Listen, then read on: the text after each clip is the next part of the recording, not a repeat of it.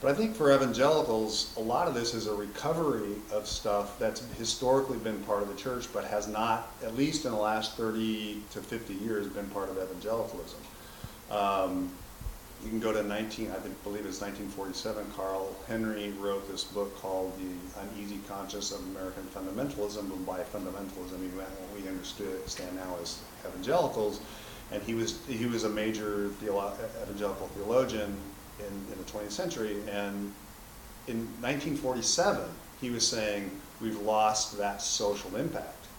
And so it did nothing but go downhill from there, essentially, through, in terms of becoming more individualized and separated from communities. So in a lot of ways, what I find fascinating are the terminology of these movements is essentially Catholic terminology. Catholics have a theology that encourages people to be, there's a social theology that Catholics have. There's a social theology that African American Church has. There has not historically been, at least in the last 30 to 50 years, an evangelical social theology. There's been efforts at it, and there's been small groups that have been trying to do it, but there's not an overarching kind of evangelical theology that empowers people to go out and so essentially they view it as part of their spiritual calling.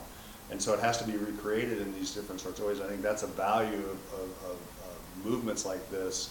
Whether it becomes mainstream, it can break into this kind of consumer-oriented kind of world, I don't know, but certainly there are pockets of it across evangelicalism that express themselves in this kind of new monasticism, but also in ways that wouldn't label themselves as such, but they're like these groups I mentioned that are incredibly community-oriented, that are, most of these congregations that we've been seeing are not only multi-ethnic by design and by desire, but they're also multi-class. And I think as hard as multi-ethnic is to pull off, multi-class is much harder to pull off.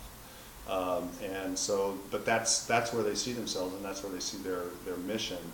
And it's a part of this larger, quote, missional kind of approach where you are out doing things in community.